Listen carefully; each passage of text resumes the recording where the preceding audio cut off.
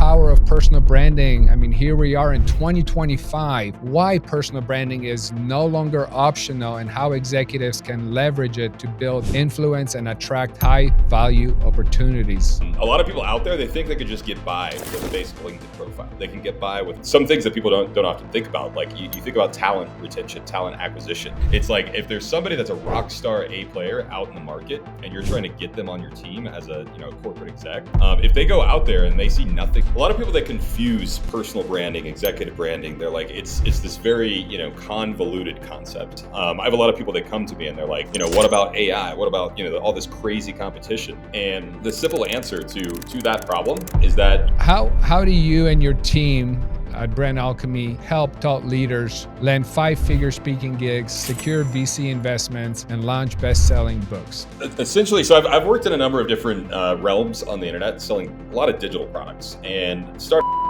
because if you've developed your personal brand and you've placed all the power, all the trust, all of the, your audience, your kind of tribal alignment with your audience into your personal brand, you can go out and create a company. And if that company fails, you still have the biggest moment that we aim to own and that, anybody out there that's looking to develop their brand is this 15-second moment when somebody is like, right now, AI can take your life story and summarize it or tell it in a different way, in a different tone, but it can't.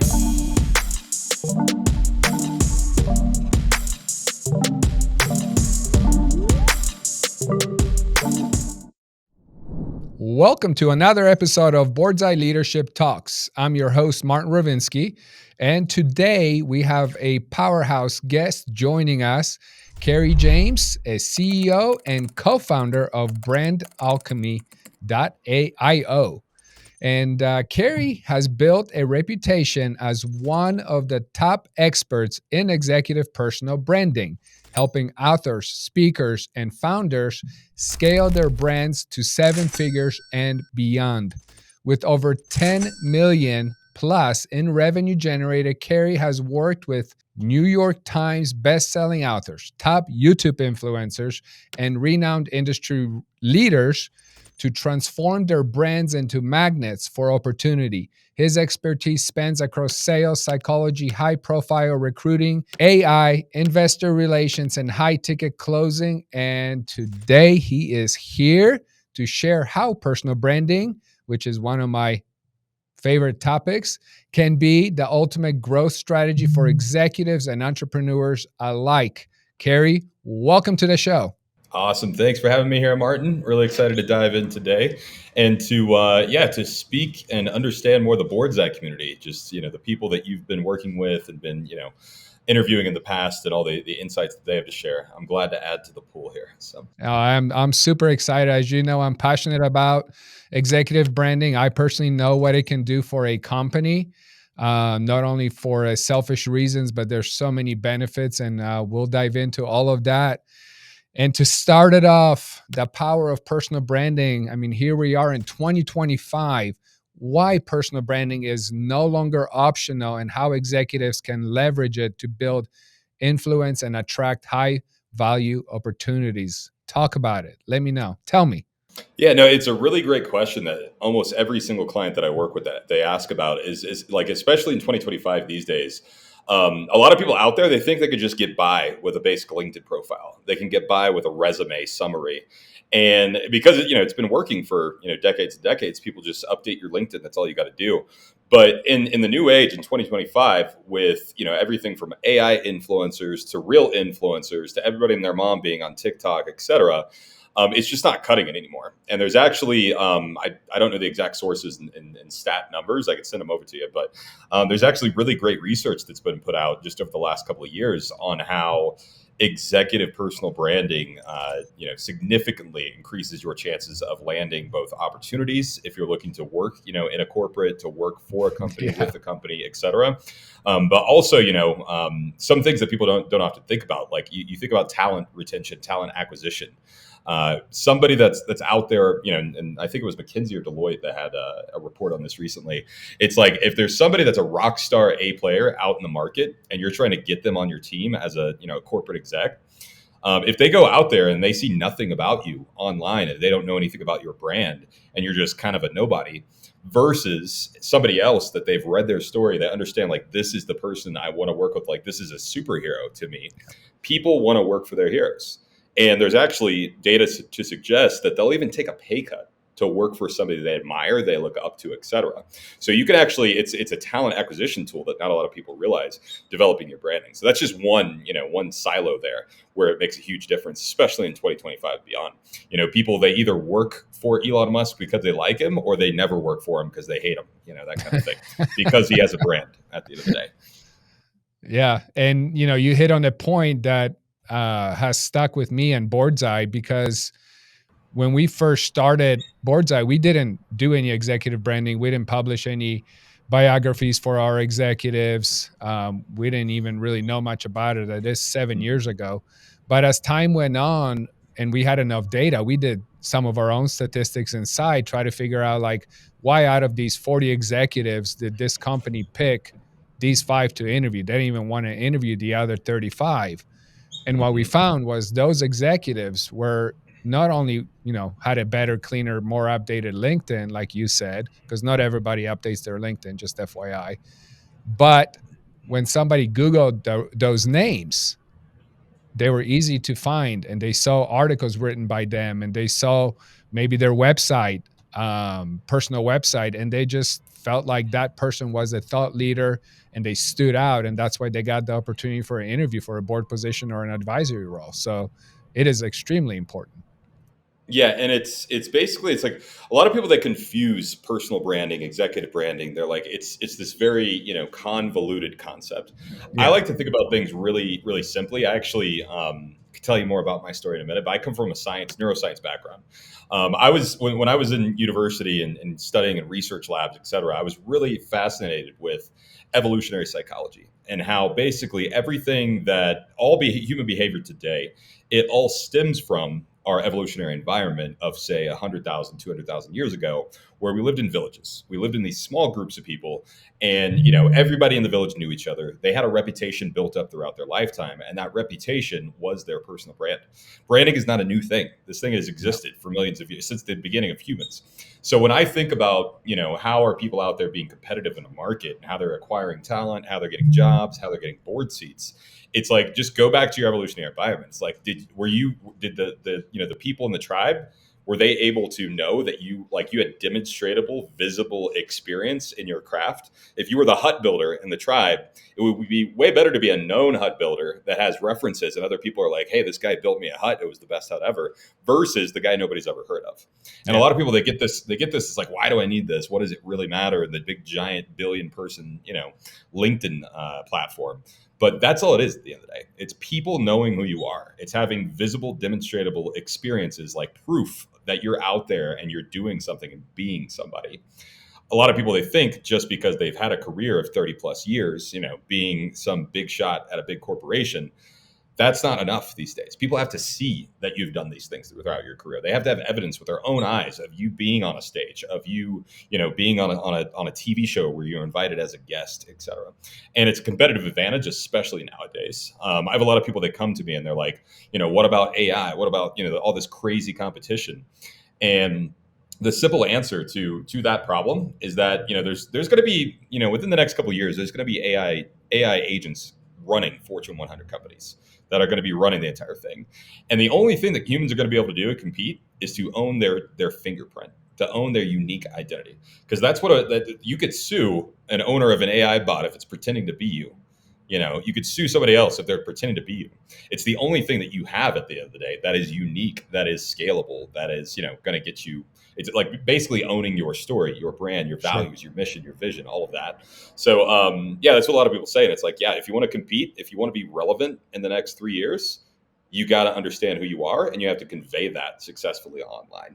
You have to convey your value, your unique, niche of one that you exist in, so to speak. So before I jump into the next one, since you brought it up, let's talk about your personal journey. How did you get to this point of Brand Alchemy? Like what drove you to be here? To be an alchemist. Yeah. So basically I started, back in the day, a long time ago, I was on my way to get a PhD in neuroscience. So I'm a PhD dropout. I was the biggest nerd you ever saw. I was like obsessed. I'm like, reading textbooks for fun, that kind of thing. And I still do, mind you, still do all of that. But what happened is I was sitting in a lab one night, 11 p.m. I was in Los Angeles, working at a lab with some pretty well-known scientists, or at the time they were known in their field. They were some of the industry's best neuroscientists. Other neuroscientists knew who they were. But the work they were producing, it just took so long to get to see the light of day. Because if you worked in the research world, to publish research can take years, it can take 5, Yeah. 10 years to get one article out. So I just said, screw it one day. And I started essentially selling the scientists that I was working with. And within a couple of months, they were on Good Morning America. They were on the Today Show, Dr. Drew, the Dave Asprey podcast, all of these things, doing TED Talks. And immediately we got research funding grants in addition to opening up a new location with the clinic because we got so many eyeballs. So I started selling these people. And essentially since then, what I've done is I've worked with pretty high profile founders, executives, a lot of best-selling authors. So ran a few like bestseller campaigns, as well as, still sticking with scientists, doctors, thought leaders in general. And what I've seen just over the years is that you could be the smartest people in the world. And I say that because I've literally spoken and interacted with some of the smartest people in the world. I'm talking like Stanford researchers with 300 published pieces of research out there, like people that are just completely owning their space from top to bottom. And I call them, lovingly, I call them dumb geniuses, because it's like they go out there and they're putting all this amazing work, but it's like, who are you? I Google you and you come up and there's like nothing. There's like you on a .edu kind of website. And what I see in my personal mission, the reason I do what I do is because there's these insanely smart people out there, talented people, and these are founders, entrepreneurs as well, and they're hiding in the shadows. And it might be because they're scared. They're more like imposter syndrome. Like, who am I to say that I was featured in a Forbes article? Or who am I to say that my epigenetics research can change the world? And they're very humble geniuses in a way. But the reason that I work with them is because often they suffer for what I call label in the bottle syndrome. They're inside the bottle and they can't see the label from the outside. They suffer from not being able to successfully, accurately, authoritatively convey themselves and who they are, their value, their power, etc. So that's just kind of translated over the years. I now work with TEDx speakers, five-figure, even six-figure paid speakers, and people write New York Times bestsellers, that kind of thing. And my personal mission is simply to give superheroes capes, because these superheroes are out there. They're getting overshadowed by people dancing in their underwear on TikTok, owning the public sphere. It's like people out there that are influencers and they're getting like millions of followers. And I'm like, how about we just make smart people famous? Yeah. And that's what I do. So kind of led me to where we are today. Yeah, love that mission. So how do you and your team at Brand Alchemy help thought leaders land 5-figure speaking gigs, secure VC investments, and launch best-selling books? I know how, but talk about it for a second. Yeah, so it's essentially, so I've worked in a number of different realms on the internet, selling a lot of digital products. And started out, I was like building enterprise divisions. I was like building different sales teams. And what I found is that when I did that, plus I got into consulting, what I found is there was a key difference when people would have success versus not success, making a lot of money online. And it was when people had a brand versus not a brand. And it makes sense a lot. It's like if you go to the Walgreens and you look on the shelf and there's a box of toothpaste that says all the right things, and then there's a tube of toothpaste in a brown paper bag with nothing on it. Which one are you going to pick? One, like you have to have a brand, is my point. And when you have a brand and you've developed a brand and it's accurate, it's authoritative, it owns a niche of one, is what I call it. It's like basically you've designed your own category that nobody else even exists in. Then what you have is scaled. You could sell a lot more things. You can market a lot more things. You can take risks, because if you've developed your personal brand and you've placed all the power, all the trust, all of the, your audience, your kind of tribal alignment with your audience into your personal brand, you could go out and create a company. And if that company fails, you still have your personal brand. You could go out and create a safe one, a risky one. It doesn't really matter, as long as your brand's, as long as your brand's intact and you're focusing on developing your thought leadership, getting out on stages, being visible, writing your book, etc. So first and foremost, it's about like owning yourself as an asset. That's number one. A lot of people, they fail to own themselves as an asset. They'll have 30, 40 years of experience and they'll be at the top of their game. They'll be at Vanguard. They'll be at JP Morgan, whatever it is. But they're still owned by the corporates. They are still owned by this company because they haven't went out and claimed themselves as an asset and built trust through themselves as an asset. They've just built trust through the people they've worked for in the past, if that makes sense. So owning yourself as an asset is number one, making that decision, then developing clarity around how you exist in the market. Like, yeah, say you're, like we're working with a JP Morgan exec right now. And it's like, say you're a world leading financial advisor, but there's 10,000 other world leading financial advisors on LinkedIn right now. So how do you stand outside of that? How do you rise above the pack? I always use the example of Simon Sinek. So if you look at Simon Sinek, in reality, like if you were to textbook label him, he is a world leading expert on workplace meaning, employee retention, hiring practice, and cultural development within companies. Bunch of buzzwords is what it is. At the end of the day, though, he is the start with why guy. He is the only guy in the world that can own that message of start with why. He created his own niche is what he did. So what we do with our clients is we figure out, okay, well, based on your background, your unique experiences, your unique fingerprint, your story from your life, how do we create a niche of one and then blow that up in the market? Because niches, a niche of one, like a clear story, clear all of the things I just mentioned, people, they can figure out who you are and they can figure out if you're the right kind of person for them to be aligning with, to be following, to be pre-ordering your book when you launch it, that kind of thing. And that's what it is at the end of the day. It's tribal alignment. We go back to the evolutionary thing. It's like if you could find people that tribally align with you, they'll follow you to the end of the earth. You'll get your true fans, and you'll be able to launch whatever product you want because they're into you. They're not into just your resume. They're into you as a three-dimensional figure. So we have a number of ways that we do that with the clients that we work with. But at the end of the day, yeah, owning themselves as an asset, building a unique fingerprint, and then getting that blown up online. So the biggest moment that we aim to own and that anybody out there that's looking to develop their brand is this 15-second moment when somebody is considering you for a large opportunity. Let's say they're considering to make you a director on the board of directors, and they look you up. What do they see? What do they find? What is their experience of coming into contact with the digital version of you, which, by the way, is not the same as the offline version of you? A lot of people think the offline brand is the same as the online brand. Oh, my reputation speaks for itself, but that's not true. It's somebody that's never met you before. What happens when they look you up, essentially? And when you can own that 15-second moment, then you win the sale, you win the deal, you win the connection, you win the relationship. There's people that are thinking to read your book. They're going to look you up. It's like, have they written other books? Have they been on a stage before talking about this subject on like a TED Talk, for example? When people are considering to hire you for a paid speech, they're thinking, you submit yourself for a $15,000 keynote. They're going to look you up. Have you been on a stage before? Can I trust you on my stage full of 5,000 people in the audience? They need actual visible proof of these things. And that's what we call the 15-second moment, is owning that. Your website, making sure that everything on there is conveyed appropriately, accurately, authoritatively. Owning socials. Just because you're not posting all day doesn't matter. You need to own your social presence. And that means all of the big socials, secondary socials, just gaining and eating up as much real estate as possible with your name, your brand on it. And then, third, going into and understanding how Google treats you. A lot of people, the average person, is treated like a line on a spreadsheet to Google. But there are ways to go out and work with, SEO, different things, just getting some publications. You could get featured in like Forbes for, sub like $500, $1,000, you can get featured in Forbes. Getting things like that out there is going to start teaching Google that you are a larger than life force. You're not just a guy with a LinkedIn profile, if that makes sense. So digitally, that's what we do.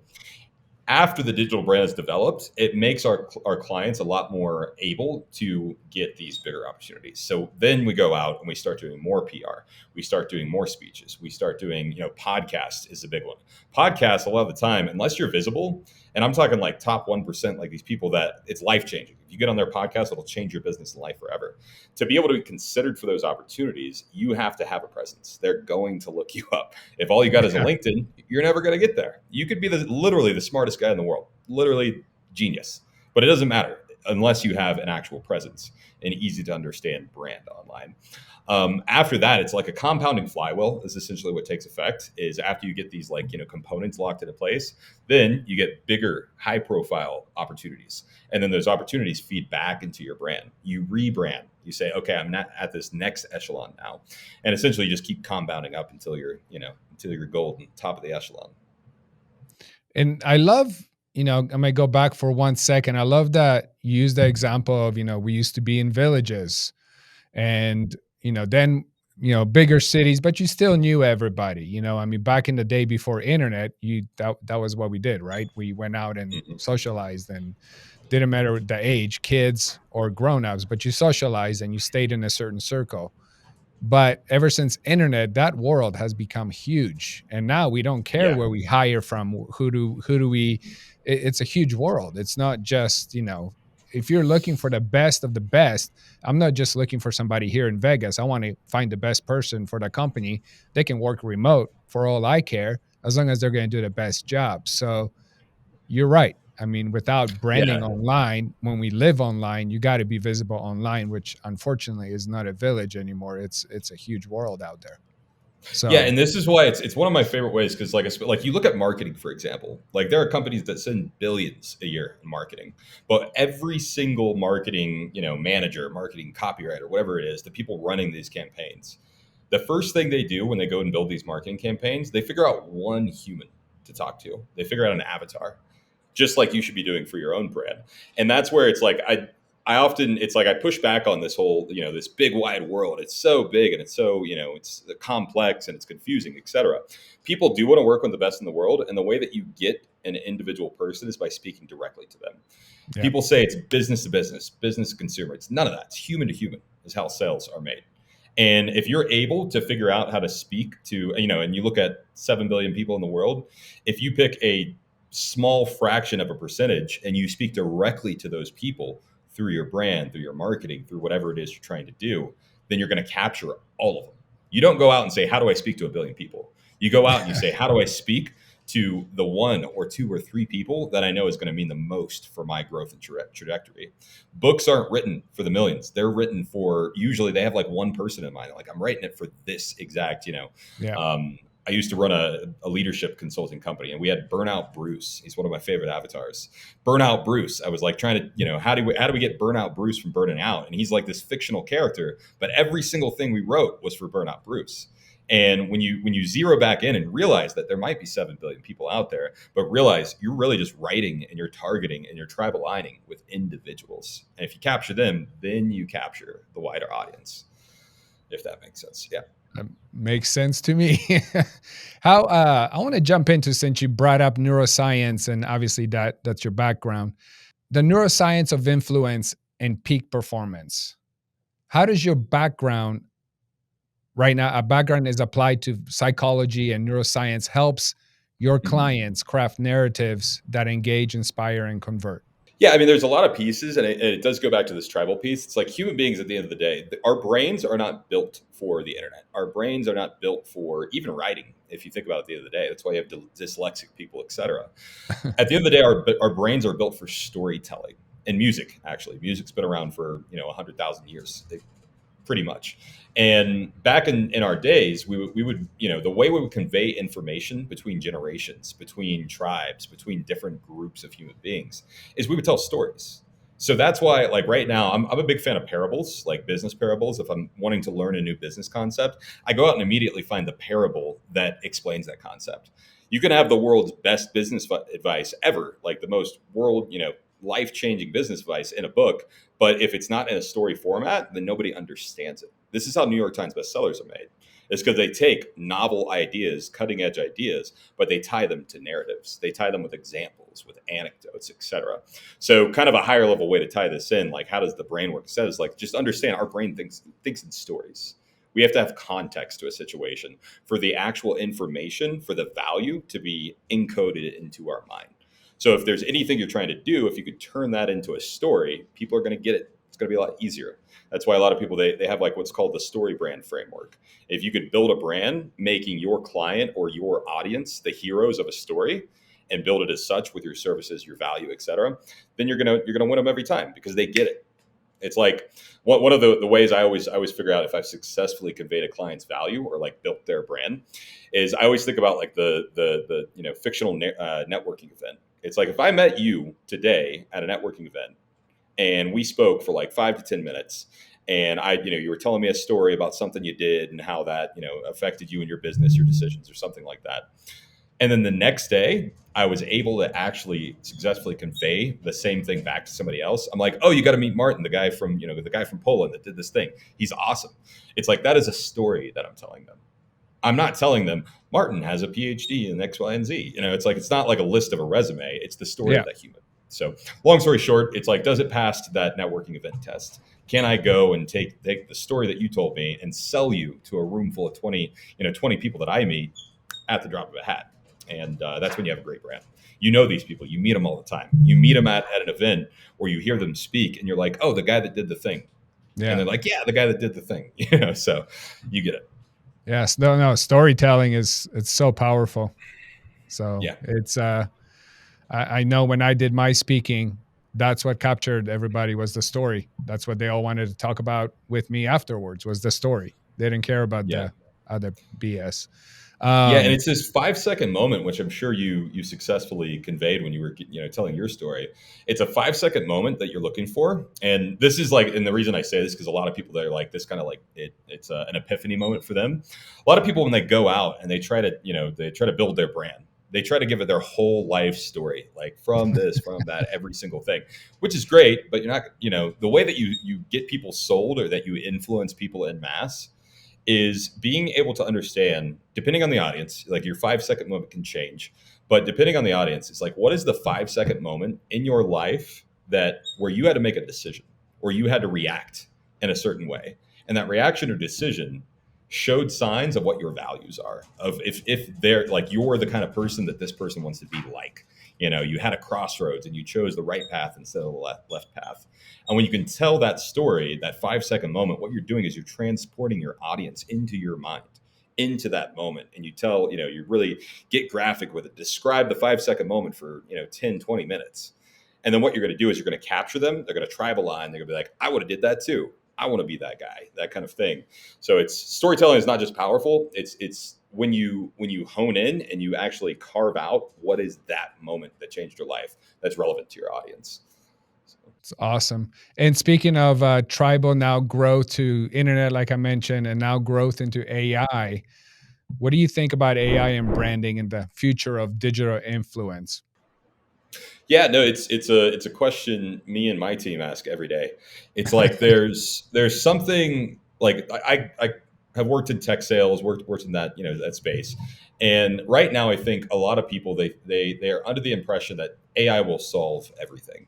One of the biggest things that happened nobody expected would happen is AI started replacing creatives before it actually replaced the monotonous tasks that are happening over and over. It actually went out and started replacing the writers, the copywriters, the designers, all these things that we thought were purely human, but it did that. And you would think that you can go out and build your brand and develop it purely with AI. But what I've found is and this is why we specialize in this with the work that I do, is being able to extract or like understand, that label in the bottle thing that I mentioned, being able to understand the core of a person's soul, the core of a person's being. It's really hard to do with AI right now.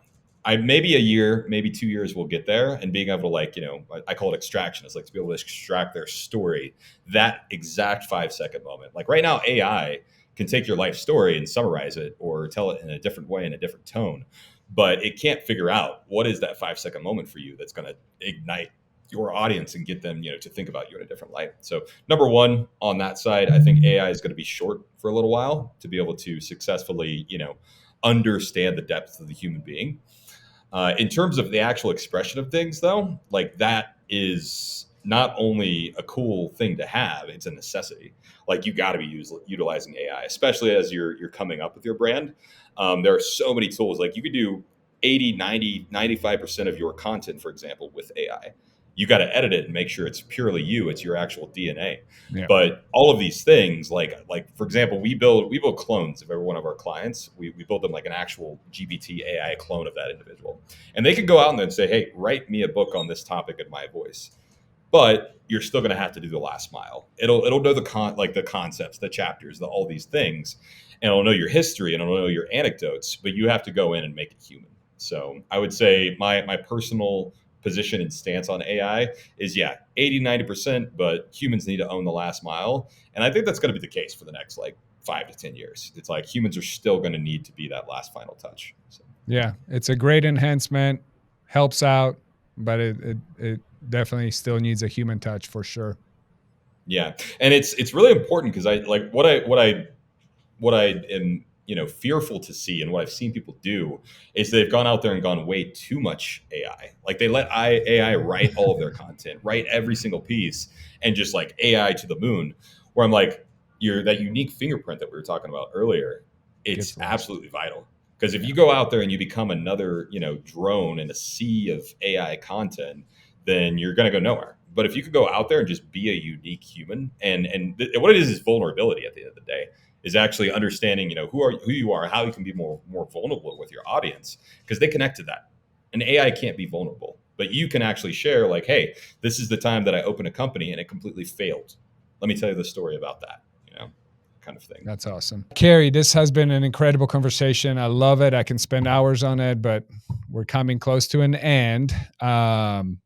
I love your expertise in executive branding, sales psychology. Your business growth has provided so much value.